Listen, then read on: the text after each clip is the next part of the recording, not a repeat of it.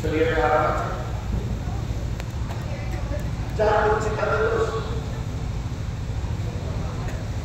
दुनिया बोलते कुछ तो लोग कहेगी, क्या बोलो ना, कुछ तो लोग कहेगी लोगों का काम है और तो पूर्णा नहीं। আমাদের একটু উপরে লোকেরা একটু বেশি মনে রাখে। আমার মুসলমানকে প্রশ্নের দিকে বলছিলাম, কোন আইলে থেকে আপনি বলতে যাচ্ছেন বলে আপনারা কিন্তু আমাদের সমাজ যে একটা কোন দিক থেকে হচ্ছে, এমন মুসলমান আল্লাহ কোরআন মাঝে বলছে তোমাদের জন্য রক্ত অমৃত আর শুকরের বস্তুকে হারাম করে দিলাম। और अपने को अपने के दिल रक्त समाज के हाराम हो गए कि हमारा रसूल है रसूल है तो सामने जो परिवार को बोले तफसीर होरानी रसूल है करना और करना नहीं कि खुदा इल्ला सल्लल्लाहु अलैहि वसल्लम के हसीर वासरहा मस्तन सकता रक्त बोलते हैं কেন আপনি বলছেন আপনার তো মানুষ ছিলেন, আল্লাহ কোরআনে বলেছে ঘুরিয়ে আমার সিলসিলার মানুষগুলোকে আর শিখতে দিই। আপনি উত্তরটা এইভাবেই দেবেন, আল্লাহ বলেছেন নবী বলে দাও আমি তোমাদের মতো মানুষ। কে বলেছেন? আল্লাহ বলেছেন নবী বলে দাও আমি তোমাদের মতো মানুষ। আমার নবী বলে দিয়েছে। তো আমি যদি ঘুরিয়ে জিজ্ঞাসা করি আমার নবীকে একবার বলেছে যে তোমরা আমার মতো মানুষ? নবী বলেছে, আল্লাহ বলতে বলেছে, নবী বলেছে আমি তোমাদের মতো মানুষ, কিন্তু নবীকে একবার বলেছে যে তোমরা আমার মতো মানুষ। তারা কে সকল বলবে বরং আমার নবী এই কথা বলেছে লাইসা কামিসুনা শাইউন আমার নবী সুবহানাল্লাহ আমার নবী নয় এই কথা আমার নবী বলেছে। আর আল্লাহ বলেছেন আমার নবী বলেছে তুমি বলে যাও আমার নবী বলছে আমি তোমাদের মতো মানুষ। তাহলে কথাটা কিরকম বলো, নবীও ঠিক বলছে আল্লাহও ঠিক বলছে। যদি বলেন কেন, এখন নবী যদি আমাদের মতো মানুষ হয়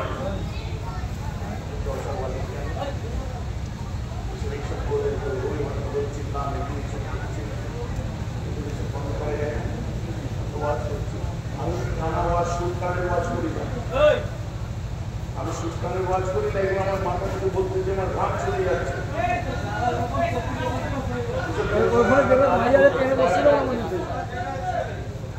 এরা ভেবেছে পয়সা দিয়েছি চলে এসেছি হয়ে করবো এই করবো সেই করবো, এই বাচ্চাগুলোকে আসতেই পারা করবো ওদের আসতেই পারা করবো ঘরে চলে যেতে বলো। ভলেন্টিয়ার দিচ্ছি। আচ্ছা আপনারা বলেন এই আলোচনাটা গুরুত্বপূর্ণ আলোচনা হচ্ছে কি হচ্ছে? তাহলে আলোচনার মধ্যে যদি এত কিছু হয় কি করতে ওরা বাইরে বসে আছে? আপনারা আসবেন না, বাইরে বসে থাকুন দয়া করে। জোহার করছে আমার জেলা অনুমতিতে আপনারা ঢুকছে, আপনাদের আমি ওয়াজ শোনাতে চাই না। এই যে আপনারা ঢুকছেন আমার জেলা হুকুমে ঢুকছে, আপনারা দয়া করে বাইরে গিয়ে বসুন। যতক্ষণ তাবারুক না দেওয়া হচ্ছে ততক্ষণ আসবেন না।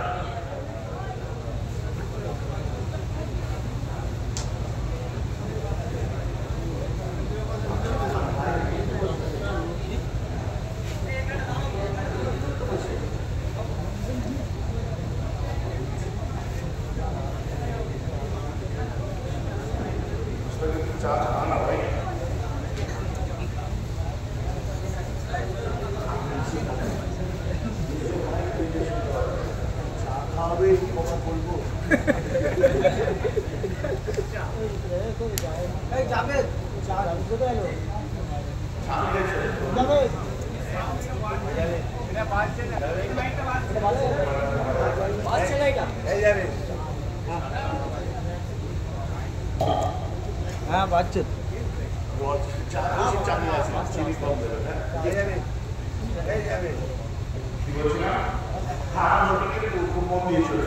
যদি কেউ বলে আমাদের মধ্যে ছিলেন আসুন আস্তে আস্তে আমার সঙ্গে যারা সত্যি আসাদুল্লাহ কাসিমি খুব বিদ্যার মানুষ, পণ্ডিত মানুষ, আস্তে আস্তে ওনার এই ব্যাপারটা নিয়ে যারা বলল যে আল্লাহ তাআলা কোরআনে পাকে বোঝায় কোনো একটা জায়গায় ইব্রাহিম আলাইহিস সালামের ওয়াকিয়া তুলে ধরে বলেছিলেন, নমরুদকে চ্যালেঞ্জ করেছিলেন ইব্রাহিম নবী যে নমরুদ তুমি তো খোদা হতে পারো না, তুমি যদি খোদা হও আমার তিনটে শর্ত আছে তোমাকে মানতে হবে। তুমি তিনটে শর্ত যদি মানে দেখে বেড়ে মানে তিনটে চ্যালেঞ্জ যদি তুমি জিততে পারো আমার কাছে তুমি খোদা বলে বেঁধে নেব। তিন ধারায় আল্লাহ তাআলা কোরআন পাকের মধ্যে কিসের জন্য বলেন কুল ইন্নামা আনা বাশারুন মিসলুকুম, নবী তুমি বলে দাও যে আমি তোমাদের মতো মানুষ। কেন আল্লাহ বলেন এটাই আমাদের বুঝার, কারণ আল্লাহ রাসূলকে তখনকার দিনে জাদুকর বলা হতো। আবু জেহেল রাস্তা দিয়ে আসছে, আমার নবীকে দেখে টুক করে হাতে একটা পাথর তুলে নেয়, কিছু পাথর তুলে দিয়ে পিছনে লুকিয়ে দিয়ে বলছে মুহাম্মদ সাল্লাল্লাহু আলাইহি ওয়াসাল্লাম ভাইপো তুমি নিজেকে নবী বলে দাবি করছো তো, ঠিক আছে বলো আমার হাতের মুভমেন্ট কি আছে তুমি বলে দিতে পারলে না, নবী বলে দেবেন। আমার নবীজি বলছে আমাকে বলতে হবে না, তোমার হাতের মুঠোর মধ্যে কে আছে ওই বলে দেবে আমি কে। হাত থেকে কালমা শাহাদাতের আওয়াজ আসছে, বলুন জোরে হবে না সুবহানাল্লাহ। হাত থেকে কালমা শাহাদাতের আওয়াজ আসছে, জাদু করে দিয়েছে ছুড়ে ফেলেছে। এমন মুসলমান খেয়াল করে শুনে রেখে দিন, এইরকম আমার নবী কিছু কিছু কাজ দেখে নবীজিকে চ্যালেঞ্জ করেছিল মুহাম্মদ সাল্লাল্লাহু আলাইহি ওয়াসাল্লাম, তুমি যদি নবী হয়ে থাকো তোমার কাছে আমার তিনটে চ্যালেঞ্জ আছে। কে করেছিল? ইয়ামানের বাদশা রাসূল আমার ঘরে আছে, ইয়ামানের বাদশা এসে বলেছিল দরজা কেন খুলতো, নবী ভেতর থেকে বললেন মান দাক্কাল বাবা, কে দরজা খুলছে? বলছে ভাই ইয়ামান কি বাদশা হো। ভেতর থেকে আমার রাসূল মুচকি হেসে বললেন দরজা ইয়ামান কি বাদশা है तो मैं मोहम्मद दिन ও দুনিয়া के शहंशाह हूं। বলুন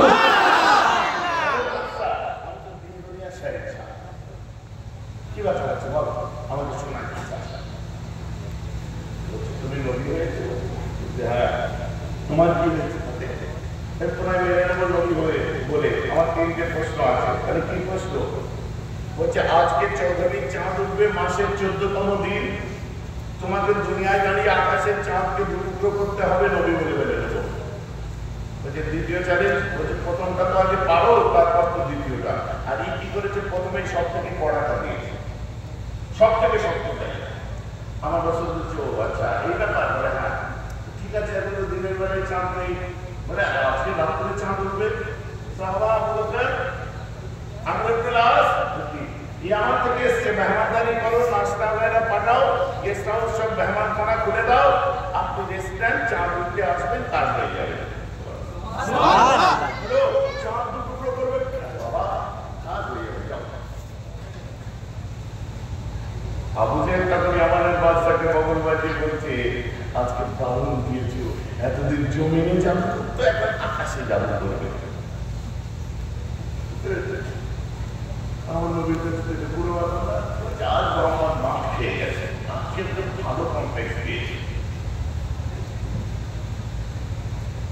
আমাদের শরীরের মধ্যে কোনো টেনশনই নেই। চাঁদ আল্লাহকে বলছে আল্লাহ আজকে আমার সুযোগ এসেছে। হ্যাঁ আল্লাহ সারা মাসে সারা বছরের যত আলো আছে 12টা চাঁদের আলো নিয়ে আল্লাহ আপনি আমাকে পূর্ণ জ্যোতিতে আজ করবেন, কারণ রাসূলুল্লাহ আমার দিকে আগুনের ইশারা করবে, আমি যেন কোন আলো থেকে আজ আমার নবীর আগুনের ইশারাটা বাদ না পড়ে যায়। সন্ধ্যা হয়ে গেছে, সন্ধ্যা হওয়ার পরে আমার এসে দরজা খুলছে, আমার নবী বলেছে চলো চাঁদ টুকরো করবে, চলো ওই চলো চলো হাতে কিছু দেখবে চলো। আমার রাসূল আস্তে আস্তে টুকটুক করে নুরানি কদম জমিন মোবারকে ফেলতে ফেলতে গিয়ে জাবালে আবু কুবাইসের উপর উঠে দাঁড়ালেন। পাহাড় উঠে দাঁড়াবার পরে আমার রাসূল সামনে থেকে পিছন দিকে আমলটা টেনে দিয়ে দেওয়ার উপর দাঁড়িয়ে আছে। বলছে কই চাঁদ টুকরো করো। আমার নবী বলছে কাজ হয়ে গেছে। সুবহানাল্লাহ সুবহানাল্লাহ। চাঁদ টুকরো করো, চালাকি করছো। আমার নবীর কাজ হয়ে গেছে। এছাড়া চাঁদ টুকরো করো। বলছে চাঁদের দিকে দেখ, চাঁদের দিকে তাকিয়ে দেখে আমার জান আমার তুমি যাও, আমার রাসূলের আগুনের অতটুকু আসমানের চাঁদটা মধ্যে থেকে আস্তে আস্তে দুদিকে সরে যায়।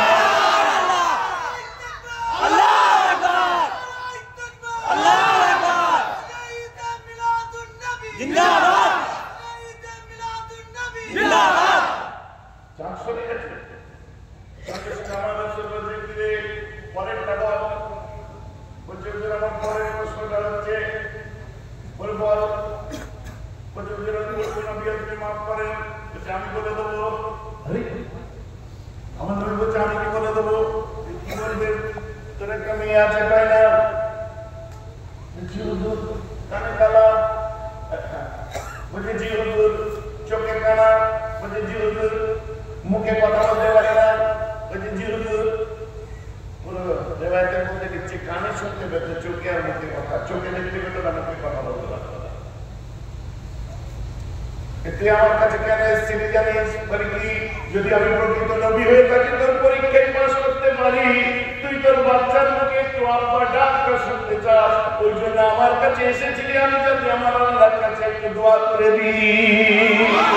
আমার ছেলের হাতে হাত দিয়ে বলেন, আমার কিছু চাই না, আমাকে কালেমা শরীফ পড়িয়ে আপনি মুসলমান করে দিন।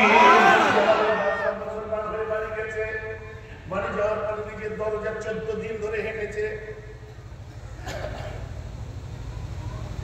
হাঁটার পরে নিজের ঘরের দোরের সামনে যে দৌড়টা যখন ঢুকতে আরম্ভ করে, টোকা মারে, ভেতর থেকে একটা বাচ্চা বলছে কে?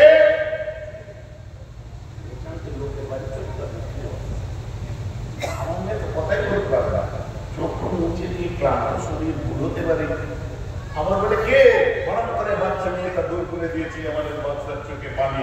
দেখো বাচ্চা মেয়েটা বলতো কে তুমি? আমার আব্বাই আমাদের বাচ্চা বিশ্বনবী মুহাম্মদ সাল্লাল্লাহু আলাইহি ওয়াসাল্লামের কাছে গেছে, এখন বাড়িতে আব্বা এলে পরে আসবে। তোর লাগাতে বলছ না? মাগো, তুই আমার চোখে দেখতে পাচ্ছিস? কি সুন্দর দেখতে আপনি। আমার আব্বাও অনেক সুন্দর দেখতে, আমার আব্বাই আমাদের বাচ্চা। ধরা পানি নিয়েছে, স্ত্রী পেছন থেকে আগিয়ে এসেছে, এসে মাথায় মুসলমানদের মতো করে দাঁড়িয়ে সালাম যখন বলেছে, বলছে তুই সালাম কোথা থেকে শিখলে তুমি? বলছে গত রাত্রিতে যখন 7 মণিকের মানুষ চাঁদ দেখতে বাইরে বার হয়েছিল, ওই সময় আমিও আপনার ওই যে কানা আর বোবা মেয়েটাকে নিয়ে বার হয়েছিলাম। দেখি পাহাড়ের উপরে বসে আকাশ থেকে যখন চাঁদটা দুটো হয়ে গেল, মেয়েটা চিৎকার করে নবী মুহাম্মদের উপর কলমা করতে আরম্ভ করে দেয়। আরম্ভ হয়ে গেছে বলে এটা তোমার আব্বু, মাগো এটা তোমার আব্বু, জড়িয়ে ধরে কাঁদতে আরম্ভ করে দেয়। এখন আমার নবী বলছেন লাইসা কামিসলিহি শাইউন, তোমরা কিন্তু আমার মতো কেউ নয়। কথাটা ঠিক না ভুল? তাহলে আল্লাহ কেন বললেন? এটা একটা বড় কষ্ট হয়েছিল, নবী বলে দাও। এর পিছনে কারণ হচ্ছে ইব্রাহিম খলিলুল্লাহ জমানায় নমরুদ খোদা দাবি করেছিল, বলেছিল আমি সব থেকে বড় খোদা। মুসা নবীর জমানায় ফিরআউন খোদা দাবি করেছিল।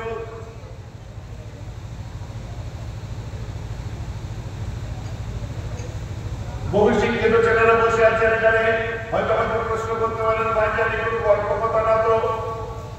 আরে কোরআন বলছে হ্যাঁ ধর্মীয় ভাবে মানি, ওটা আমার ঈমান, কিন্তু আমি কাউকে শোনাতে গেলে বসে আছে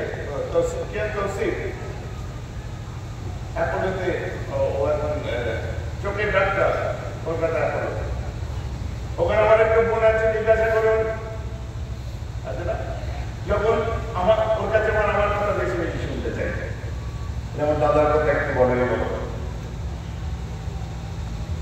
যদি ওকে জিজ্ঞাসা করে তহসিলদার সব ঠিক আছে মেনে নিলাম, কিন্তু কিছু কিছু জিনিস ভিতরে আমার লেগে আছে, বলে কি?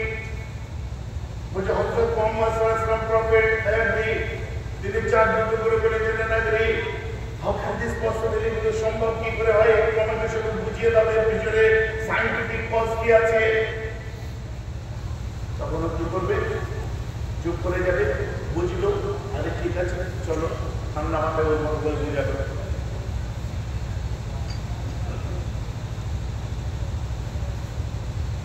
তোমরা ফিরআউনের কথা বলছো, কোরআনে ফিরআউনের কথা বলেছে, ফিরআউন এগুলো সব কাল্পনিক ঘটনা কোরআনে লেখা নেই তো? রসের সঙ্গে সঙ্গে বলে দেবে যে দেখুন এখানে আপনার সাত মেরে দেয় ফেরাউনের কথা কোরআন বলেছে আজও মিশরের জাদুঘরে ফেরাউনের লাশ রাখা আছে। আচ্ছা কেন কাল্পনিক নয়, কোরআন বলছে মাদাদের বাহরাইন ইয়ালতাকিয়ান বাইনাহুমা বারযাখুন লা ইয়াবগিয়ান। আল্লাহ কোরআনে বলছে দুটো সমুদ্র বয়ে যাচ্ছে বাইনাহুমা বারযাখুন লা ইয়াবগিয়ান, ওই দুটোর মধ্যে কোনো পর্দা নেই, একটা সঙ্গে আরেকটা মিশে যায় না, চলে যান।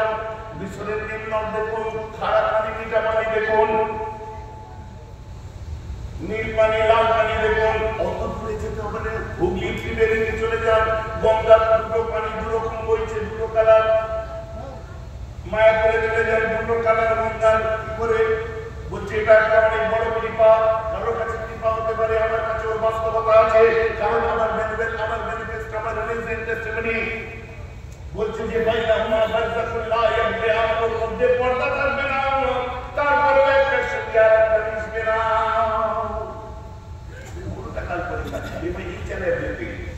যেটাই বলবেন একটা একটা করে সবের এক্সপ্লেনেশন করা আছে। আমি আজ ওগুলো নিয়ে আলোচনা করছি না। নমরুদ বলেছিল আমি খোদা, ইব্রাহিম নবী বললেন তুমি খোদা হতে পারো না, কেন হতে পারি না, আমি সব থেকে বড় খোদা। ইব্রাহিম নবী বলছেন কিনা তুমি যদি নবী হয়ে, তুমি যদি খোদা হয়ে থাকো, আমার খোদা প্রথম প্রশ্ন করি মুর্দাকে জিন্দা করে থাকে, তুমি একটা মানুষকে মুর্দা করে দেখাও। দ্বিতীয় প্রশ্ন বলো, বলছে আমার আল্লাহ ফের মুর্দা ফের জিন্দাকে মুর্দা করে দেয়। প্রথমটা মুর্দাকে জিন্দা করে, দ্বিতীয়টা হচ্ছে ফের আপনার মুর্দাকে জিন্দা করে, ফের জিন্দাকে মুর্দা করে। তুমি যদি খোদা হয়ে থাকো মুর্দাকে জিন্দাকে মুর্দা করে দেখাও, দুটো শর্ত দিলাম। ও তো চালাক জিনিস। নমরুদ দুটো কয়েন ডেকে নিয়ে আসে, একটা সাজায় মত হয়েছিল, মৃত্যুদণ্ড হয়েছিল, আর একটা সাজা মাপ হয়ে গেছিল।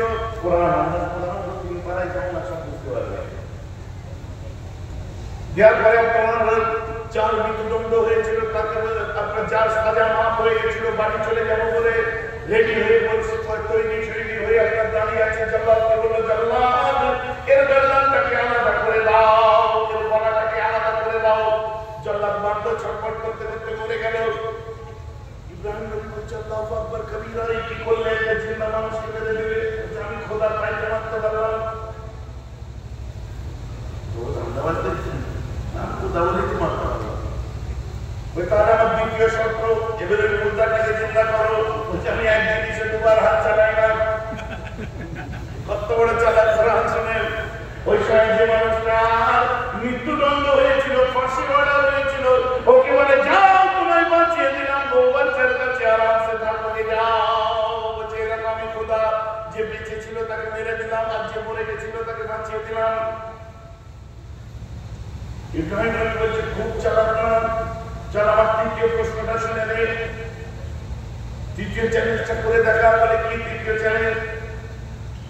আমার আল্লাহ পূব দিক থেকে সূর্য তোলে আর পশ্চিম দিকে সূর্য ডুবিয়ে দেন, আমার আল্লাহ পূব দিকে সূর্য উদয় করে আর সূর্য পশ্চিম দিকে অস্তমিত করান। এই নমরুদ তুমি যদি খোদা হয়ে থাকো, একবার পশ্চিম দিক থেকে সামান্য একটু সূর্য তুলে দেখাও, তোমাকেই খোদা বলে মেনে নেব। কোরআন বলছে ওই সময় নমরুদ হতভম্ব সব হয়ে যায়, চমকে ওঠে। নমরুদ দেখেছিল ইব্রাহিম নবী তখন বলেছিলেন নমরুদ পশ্চিম থেকে সূর্য তুলে দেখিয়ে দাও, তোমায় খোদা বলে মেনে নেব। সানাউল্লাহ পানিপতি রহমতুল্লাহ বড় সুন্দর কথা লিখেছে। তিনি বলছে ইব্রাহিম খলিলুল্লাহ কথা বলতে চেয়েছিলেন নমরুদ তুমি কিয়ামত পর্যন্ত যদি কেউ সূর্য তুলে দেখাতে পারে, আমার আল্লাহর মতো কেউ হতে পারবে না। আর আমার আল্লাহ পশ্চিম দিক থেকে সূর্য ডুবিয়েছে, পূব দিক থেকে সূর্য তুলেছে। কেউ যদি নিজেকে খোদা দাবি করতে পারে, কিয়ামত পর্যন্ত চ্যালেঞ্জ দিয়ে দিলাম, আমার আল্লাহর বিধানের উল্টো দিকে গিয়ে একবার সূর্য পশ্চিম দিক থেকে তুলে নাও, তুমি তো তুমি, যে তুলবে সেই নিজেকে খোদা বলতে পারে। নমরুদ তুমি তো তুমি, কিয়ামত পর্যন্ত কেউ যদি পশ্চিম থেকে সূর্য তুলতে পারে, ওই মানুষটাই কিন্তু খোদা। কিসের চ্যালেঞ্জ? এটা কোরআনের চ্যালেঞ্জ। নমরুদ একবার পশ্চিম দিক থেকে তুলে দাও, এক্ষুনি খোদা মনে মেনে নেবো। নমরুদ চমকে গেছে, কিন্তু এখন পর্যন্ত চ্যালেঞ্জটা রয়ে গেছে। চ্যালেঞ্জ এখনো ভ্যালিড আছে, কারণ কিয়ামত এখনো হয়নি। ইব্রাহিম নবী বলেছিলেন কিয়ামত পর্যন্ত নমরুদ যদি কোনো বাতের বেটা একবার পশ্চিম দিক থেকে সূর্য তুলে দেখাতে পারে, আমি ইব্রাহিম বলে দিচ্ছি ওই মানুষটাই নিজেকে খোদা বলতে পারে। ওই মানুষটা নিজে খোদা। তুমি তুলে দেখাও, তুমিও খোদা। কেউ পারেনি। কালকে একবার আমরা চেষ্টা করে দেখবো নাকি পারবে কি? কেউ আগে কেউ পারেনি। কোরআনের চ্যালেঞ্জ জানা চ্যালেঞ্জ নয়। পশ্চিম দিক থেকে যে সূর্য তুলে দেখাতে পারে ইব্রাহিম নবী বলছে সেই খোদা হতে পারে। ওকে কেউ পারেনি। দিন দুনিয়ার বাদশা কায়নাম দারনা মাদানী কাজদার কুলদি সরদার আমের বাগ দিয়ে দেশে মিসাল আমার রাসূল যখন পৃথিবীর জমিনে নবী হয়ে এসেছিলেন, দিনের খেদমত করে ক্লান্ত পরিশ্রান্ত শরীর নিয়ে মসজিদের মধ্যে হাজির হয়েছে। আমার রাসূল আসরের মসজিদে নামাজ আদায় করেছেন। আসরের নামাজ পড়ার পরে মসজিদের মধ্যে বার হয়েছে, বাইরে বার হয়েছে। বার হওয়ার পরে দেখে মসজিদের চাদরে হযরত আলী বসে আছে। আমার রাসূল পরিশ্রান্ত শরীর মোবারককে দিয়ে হযরত আলীর কোলে মাথা রাখে, আর আমার রাসূলের চোখ মোবারক লেগে যায়। নবী আমার ঘুমিয়ে পড়ে। আমার নবী আসরের নামাজ আদায় করলেও আলী কিন্তু এখনো নামাজ পড়া হয়নি। কিছু বুঝতে পারছেন? পারা যাচ্ছে? এমন মুসলমান খেয়াল করে চলে রেখে দিন। এদিকে সূর্য ডুবতে ডুবতে ডুবতে ডুবতে পুরো ডুবে গেছে। আলী রাসূলের নামাজ কাজা হয়ে গেছে। হযরত আলী কারামাল্লাহু ওয়াজহু চোখে পানি এসেছে। এক ফোঁটা পানি দিয়ে রাসূলের কপাল মোবারকে দিয়ে পড়ে। আমার রাসূল তাকিয়ে দেখে বলছে, আলী क्या बात है? आँख बंद कैसे? अली क्या बात है? चेहरे में अलग कैसे? बच्चा चल बड़ो बोले बच्चा। এমন মুসলমান খেয়াল করে শুনে রেখে দিন।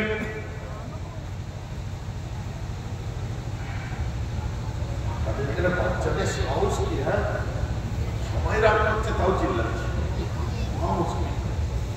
আম্মা বসে পড়ো। এটা তো একটু শোনাচ্ছিল, বুঝতে পারছো? বুঝতে পারছো? মাশাআল্লাহ। এই বাচ্চারা কারা দোয়া দেবে? চলে এসো। এই বচ্চি এই দোয়া দেবে, চলে আই দোয়া করবো। পাগলা দোয়া করবো। ওই দেখো দৌড়ে দৌড়ে দোয়া করবো।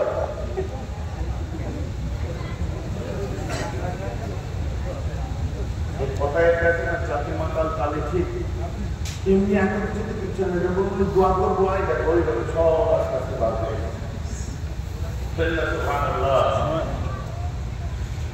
এমন মুসলমান শুনে রেখে দেখি সূর্য উদয় হয় যখন পূব থেকে ডুবে পশ্চিম দিকে সূর্য ডুবলে মগরিবের মধ্যে এসে যায়। আলীর নামাজ কাজা। আমার রাসূল জিজ্ঞাসা করছে, আলী তোমার চোখে পানি কিসের জন্য? কি বলো? হযরত আলী ওই সময় বলেছিলেন, হুজুর গো আমার নামাজ কাজা হয়ে গেছে, আসর পড়া হয়নি। আমার রাসূল বলছে, আমাকে তো জানিয়ে দিতে পারতে। ওই সময় কিন্তু দুনিয়ার বাদশার এই কথা শুনে হযরত আলী বলছেন, কিনা হুজুর, আলীর একটা ওয়াক্তের নামাজ তো দূরের কথা, আপনার একটু আরাম মুবারকের জন্য আলী তার তামাম জিন্দেগীর ইবাদতকে কুরবান করে দিতে পারে।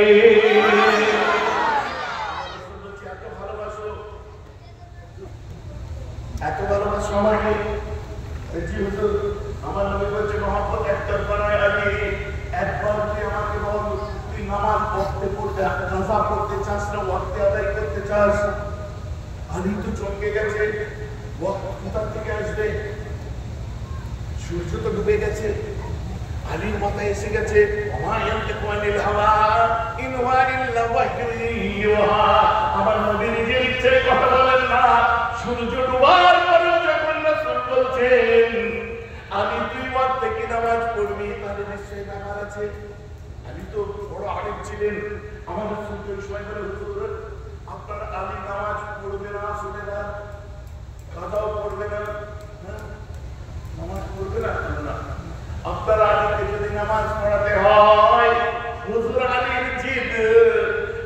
আসরের ওয়াক্তে ফিরিয়ে দিন, আমি ওয়াক্তে নামাজ পড়তে চাই।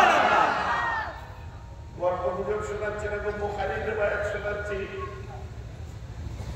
সব বুখারী মুসলিম থেকে পড়তো ঢোকাবে না। আমার রাসূল সাল্লাল্লাহু কোনো ব্যাপার নয়। চেহারায় নূরে মুজাসসামকে ঘুরিয়ে নিলেন পশ্চিমের দিকে, ঘুরিয়ে দুবার সূর্যের দিকে তাকালেন। আস্তে করে একটা হাতকে বাড়িয়ে দিয়ে দুবার সূর্যের দিকে শাহাদাত আঙ্গুলটাকে বাড়িয়ে দিলেন। আলীকে বললেন, আলী বলে কি মুসাল্লা বিচার, সুবহানাল্লাহ। আমার নবী কিন্তু একবারও বলেননি তোমরা আমার মতো। কেন বলেননি আমার নবী ঠিক? কারণ আমাদের দেখলাম হবে হয়তো নবীর মতো হবো কি করে। আর আমার আল্লাহ বলেছে নবী বলে দাও আমি তোমাদের মতো মানুষ। কেন? আবু জেহেল বলেছিল জাদুঘর, কেউ বলেছিল দেবতা। বলে যাচ্ছে এখন কি বলতে বাকি আছে? আপনারা কিছু বলে ফেলেন, ভয় লাগে।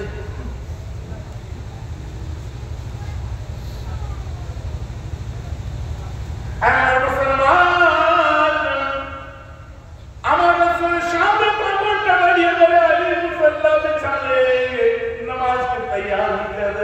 এই বলে আমার রাসূল যখন নিজের শাহাদাত আঙ্গুলটাকে ডুবা সূর্যের দিকে করে দিয়ে আসলে ইশারা করে আমার রাসূলের আঙ্গুলের ইশারায় ডুবা সূর্যটা পুনরায় পশ্চিম দিক থেকে উদয় হয়ে যায়। আমি আপনাদের নামাজ আদায় করে দেয়। ইব্রাহিম চ্যালেঞ্জ হলো, নমরুদ তুমি কিয়ামত পর্যন্ত কেউ যদি পশ্চিম দিক থেকে সূর্য তুলতে পারে ওই মানুষটাই খোদা হতে পারে। নমরুদ পারেনি, কিন্তু চ্যালেঞ্জটা নিয়ে গেছিল পশ্চিম দিক থেকে আমার রাসূল সূর্য তুলে দেখিয়ে দিয়েছে। ইব্রাহিম নবীর কথা অনুযায়ী আমার রাসূল হলেন। বলে ফেললেন তো প্র্যাকটিক্যাল হয়ে গেল তো। আমি বললাম কি বলে ফেলেন বলা মুশকিল।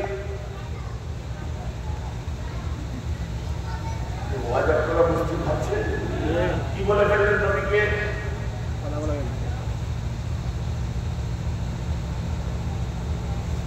বোঝা যাচ্ছে তো দেখি। কেউ জাদুকর বলতো, কেউ দেবতা বলতো। এখন দেখুন কোরআনের একদম চ্যালেঞ্জ অনুযায়ী পশ্চিম থেকে কেউ যদি সূর্য তুলতে পারে সেই মানুষটাই খোদা হতে পারে। ইব্রাহিম নবী নমরুদকে বলেছিলেন কোরআনের 3 পারা খুলে দেখুন। এখন আবার রাসূল সূর্য তুলে দিয়েছে, বুখারীর রিওয়ায়াত। এখন ওই চ্যালেঞ্জ অনুযায়ী খোদাকে আপনারা বলুন। আরে যুক্তির প্রেক্ষাপটে কি দাঁড়াচ্ছে রে ভাই? বুঝতে পারছেন তো? যুক্তিতে দাঁড়িয়ে গেছে তো। আমার আল্লাহ বলছেন মুহাম্মদ তুমি যে কাজ করেছো আল্লাহ আপনি ক্ষমতা দিয়েছেন, আল্লাহর হাবিব দেখিয়েছে। বলেন না সুবহানাল্লাহ। সেটা কথা নয়, কিন্তু আখিরি জমানায় তোমাকে কেউ না খোদা বলে ফেলে। তোমার ইব্রাহিম নবীর চ্যালেঞ্জ আছে, তোমার কথা পূর্ব থেকে সূর্য তুলে তুমি পশ্চিম থেকে তুলেছো, মানে তোমাকে না খোদা বলে ফেলতে পারে। এই একটা ডিক্লিয়ার দিয়ে রাখো। আমার নবী ডিক্লিয়ার দিচ্ছেন। ডিক্লিয়ার দেওয়াতে আরবিতে কি বলা হয়? কুল।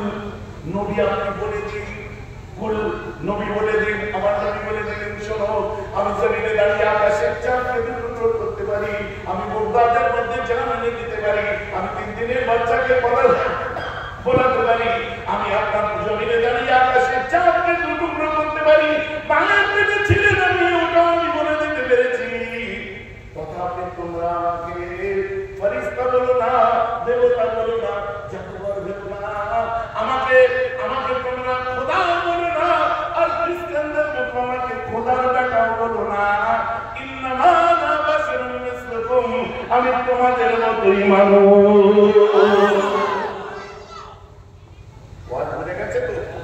আমি এইটা দেখে যদি ইন্তুনালে হাদিসে চলে বলে আমাদের বহু মানুষ এর পিছনে কত বড় ব্যাখ্যা লুকিয়ে আছে সেটা বলতে হবে না।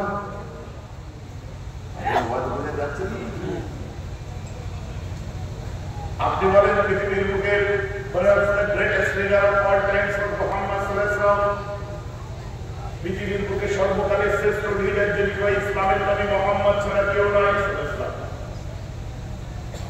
আমি বলছিলাম ইসলামের এই শেখে 100 গ্রন্থের মধ্যে আলোচনাটা কার হচ্ছে? বিশ্বের সর্বকালের শ্রেষ্ঠ লিডারের আলোচনা হচ্ছে। মুখে নবী ছাড়া বাড়িরা, নবীর গোলাম, নবীর খানদার, নবীর আপনার মুখে বলবো, আর নবীর দোহাই দিয়ে দেওয়ার পর দুনিয়াদারি আলোচনা করবো, এটা কি স্বাধীন? নবী আনা না ফিরে আজ আপনারা কি করতে বসেছেন? সত্য কথা বলেন, রাজনৈতিক আলোচনা করে শুনতে বসেছেন? আজ এখানে বসেছি কবরে যাওয়ার জন্য, নিজের ইমানকে তাজা করার জন্য। আর দাদারোজের স্পেশালিটি কি ছিল? দাদারোজের স্পেশালিটি হচ্ছে আপনার সমাজের জন্যও বলা, তাইকারি সমাজ সংস্কারও, আর ধর্মের জন্য বলা, তাইকারি ধর্মীয় সংস্কারও। আমরা পিছিয়ে পড়া মানুষের জন্য বলি, আপনারা তো এখানে বসে আছেন সাক্ষী, শিক্ষা আন্দোলন তো আমরাই করেছিলাম, তাই আজকে বাংলা সার্ভিস কমিশন দেখতে পাচ্ছি। এসএসকে এমএসকে আমরাই করেছিলাম বিগত গভর্নমেন্টের সময়, কত শহীদ মিনার সমাবেশ থেকে নিয়ে কত কিছু আর চোখে দেখতে পাচ্ছেন। বর্তমান সময় এগুলোর কথা, হ্যাঁ আমরা দাদা হোসেন স্টাইলে করেছিলাম, তবে কেউ যদি রাজনৈতিক ভাবে করে এটা আমাদের কোনো আপত্তি নেই, বুঝতে পারছেন? কোন আপত্তি নেই। পিছিয়ে পড়া মানুষের জন্য বলুন, জাতির জন্য বলুন, সমাজের জন্য বলুন, আমাদের কোনো আপত্তি নেই। কিন্তু বলতে বলতে শয়তানের প্রথম ভুলটা ছিল সে অহংকার করেছে। কোরআন সাক্ষ্য দিচ্ছে আবার অবস্থার তো আমাদেরকে অহংকারের তাকাব্বুরের মধ্যে দিয়ে কোনো লাভ নেই। আমাদেরকে সিস্টেমেটিক ভাবে চলতে হবে, যেটা ভালো লাগে ভালো বলতে হবে, কিন্তু রাজনীতির মধ্যে নিজে ঢুকে গিয়ে বর্তমান সময় কি জানেন, আমি তো দূরের কথা, আমার কোনো মুরব্বী যদি এখানে এসে বসে এখন বলে বাবা রাজনীতি নিয়ে বেশি হই হই করো না, কারণ মুজাদ্দেদ জামান দাদার উপর বিশেষত্ব ছিলেন, তার সুফিজান তরিকা তাসাউফের বিশেষত্ব ছিল তার। তুমি জাতির জন্য বলো, মানুষকে চাকরি পার ভালো কথা, সমাজের ক্ষেত্রে সে মাথা তুলে দাঁড়াচ্ছে না ভালো কথা, কিন্তু দিনের শেষে তাকে মরতে হবে, কবরে যাওয়ার প্রস্তুতিটা যে নিতে হবে। আর দায়ী ও ইলাল ইসলাম, এটা ছিলেন দাদা হুজুরকে ধর্মের কত মানুষকে আহ্বান করা। তাই আপনারা দাদা হুজুরকে ভালোবাসে, তাই তার ওসিলায় আমাদেরকে আপনারা ভালোবাসেন। তাই আমি বলে থাকি, ফুরফুরা শরীফে টিএমসি থাকতে পারে, কিন্তু ফুরফুরা টিএমসি নয়। ফুরফুরা শরীফে সিপিএম থাকতে পারে, ফুরফুরা সিপিএম এর নয়, কখনো মানতে পারবো না। বসিরহাটে কেউ কংগ্রেস হয়েছে, কিন্তু বসিরহাট আল্লামা রুহুল্লাহ সাহেবের বসিরহাট কংগ্রেসের নয়। ফুরফুরা আইএসএফ থাকতে পারে, কিন্তু ফুরফুরা আইএসএফ এর নয়। ফুরফুরা হলো দাদা হুজুর পীর কেবলা। বলুন না সুবহানাল্লাহ। কথাটা খাঁটি কথা কিনা বলুন? ফুরফুরা দাদা হুজুর কেবলা। ব্যক্তিগতভাবে কেউ যদি একটা পলিটিক্যাল জায়গায় যে সমাজের জন্য বলে, বলুক না, রাজনীতিতে ভালো মানুষের দরকার আছে, কিন্তু রাজনৈতিক ভবিষ্যতের কথা চিন্তা করে যখন আল্লাহ রাসূলের ভোট দিয়ে মানুষ রাস্তায় ঝাঁপিয়ে পড়বে, ব্রিগেড সমাবেশ হবে, তখন যে সমস্ত পরিচাতা ধর্মীয় নেতারা বলেছিল আমরা ওই সমাবেশে নেই, এটাও বাংলার অন্ধভক্ত নয়, শিক্ষিত মানুষেরা বলে রেখে দিয়েছে। কারণ গাদ্দারিটা আল্লাহর সাথে হয়েছিল, আল্লাহর সম্পর্কে। তাই আমি কদিন আগে বলেছিলাম অবিলম্বে আবার অকাপ আন্দোলন করুন, আবার আইলাম মোহাম্মদ দিয়ে আন্দোলন করুন, যে আন্দোলনগুলো আমরা করে আসছিলাম আবার সুন্দর রূপ দিন, কিন্তু 26-এ শেষ করে দিলে হবে না, আন্দোলন চালিয়ে যেতে হবে। কোন আন্দোলন, কোন কথা, কোন বাক্য, কোন রকম সংলাপ, কোন ডায়লগ আল্লাহ রাসূল ফুরফুরা সিলসিলা দাদা হুজুরকে ব্যবহার করে 26 ইলেকশনের জন্য ব্যবহার করবেন না, করলে প্রকৃত খালিস দিল দিয়ে আল্লাহর জন্য ব্যবহার করবেন। আমার কথা বুঝতে পারছেন? কেন বলছি পলিটিক্স আমি করি না, কিন্তু রাজনীতি সচেতন করার জন্য সেদিনেও বলেছিলাম দাদা হুজুরেরা দোহাই দিলে না, নিজে রাজনীতি করছে, আর তোর আপত্তি আছে কারো? সবাই বলেছিলেন না। তো আজ আমি সেদিনও যেমন কনসিয়াস করেছিলাম, আজও আমি কনসিয়াস করি আপনাদের, যে নিজের নাম থেকে যাত্রা বন্ধ করতে যাবে। সমর্থন, গণসমর্থন যেমন দেওয়া দরকার আছে, যে কোনো দল পছন্দ লাগে আপনি দিন, আমার আপত্তি নেই। সে নওশাদকে দিন, কাসেমকে দিন, একে দিন, ওকে দিন, যাকে দিন, তাকে দিন, ওয়াইসিকে দিন, সিপিএমকে দিন, কংগ্রেসকে দিন, যাকে খুশি দিন আর ভুলে যান যে সবাই আপনার মতো করে আপনার রাজনীতিটাকে পছন্দ করবে, ব্যক্তিগত সবার মতামত আছে না। মুসলমানরা পিছিয়ে গেছে, এখন কি হবে? জাতির দরদ বেশি দেখাতে যাবেন না, বেশি মেয়েরাজ দিকে কথা বলাবেন না। কথাটা বুঝতে পারছেন না? জাতির জাতির উন্নয়ন হবে, সেই উন্নয়নের কথা বলুন, তবেই সে সব কিছু ভালো হবে। গ্রামে গঞ্জে ঘুরে ঘুরে আজ এই কথাগুলি আমি বলছি, ভাই দোহাই লাগে জোরহাত করি, নিজের জীবন বিসর্জন দিয়ে, সংসার বিসর্জন দিয়ে, কর্ম বিসর্জন দিয়ে, নামাজ রোজা দিন ধর্ম সব বিসর্জন দিয়ে আপনারা দুনিয়া দুনিয়া করে হই হই করলে হবে না। আপনাদের দুনিয়ার কথা খেয়াল রাখুন, সমাজের কথা খেয়াল রাখুন, পিছিয়ে পড়া মানুষের কথা খেয়াল রাখুন, তার আগে খেয়াল রাখুন কবরে যেতে হবে, নিজের দুনিয়ায় ভাড়ায় নিজের জন্য চাইতে হবে, আখেরাতেও চাইতে হবে। বুঝা যাচ্ছে না?